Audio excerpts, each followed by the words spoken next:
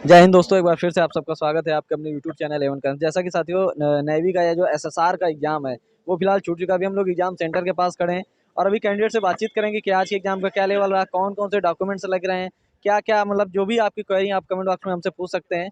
आपने कितना अटेम्प्ट किया? 61 61 जी। देखिए 61 भैया ने, आपने कितना अटेम्प्ट किया? 77 आपने भैया 82 कहाँ से हैं भैया? आगरा। कैसा हुआ आपका एग्जाम? 82 बढ़िया हुआ हुआ।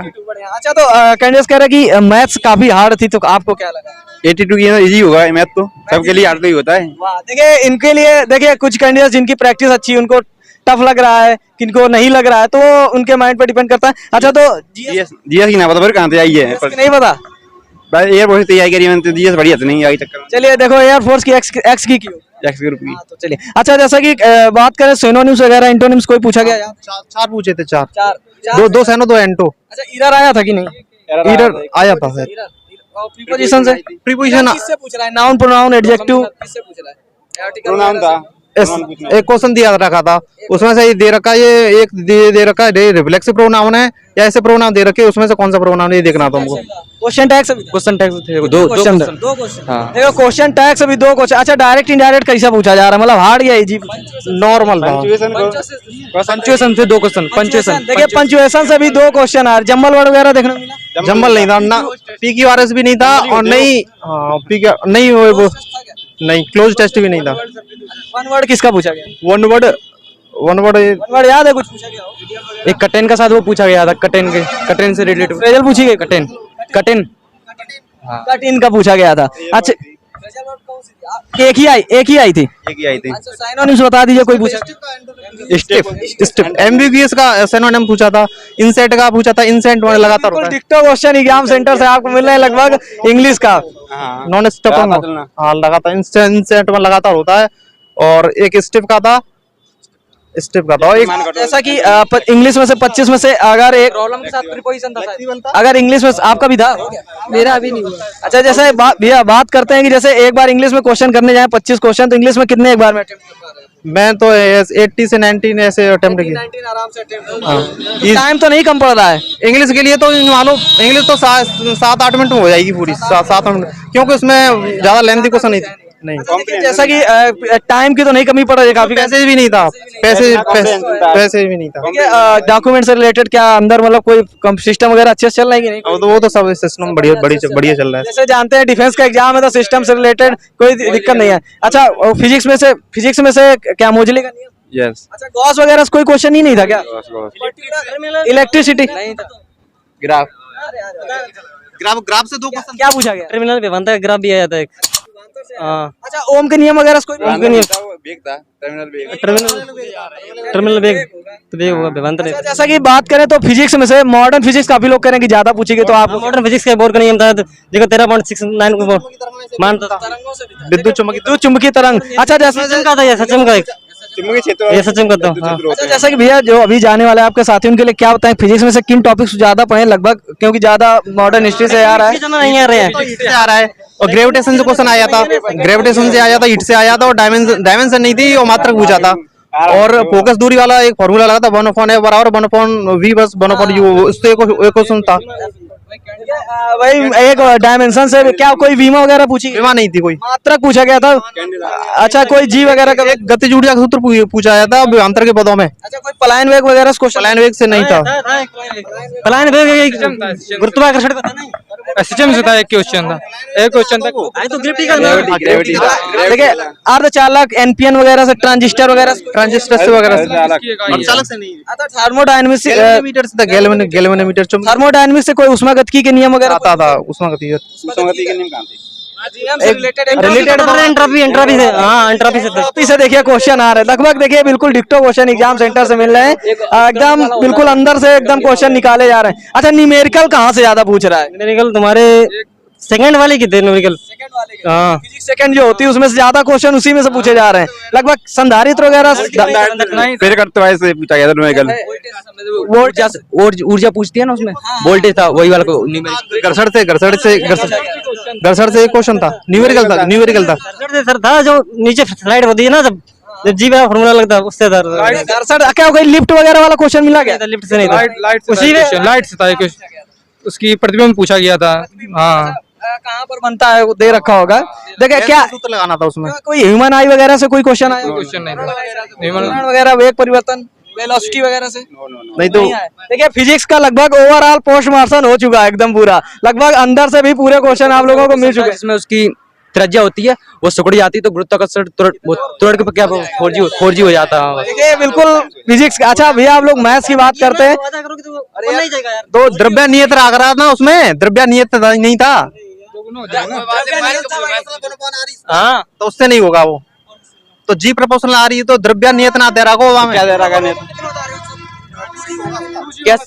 2G होगा, 2G होगा उनका। मेरा 4G है, डी करके आया हम। वो तो रिजल्ट आएगा तो पता चल जाएगा आप लोग।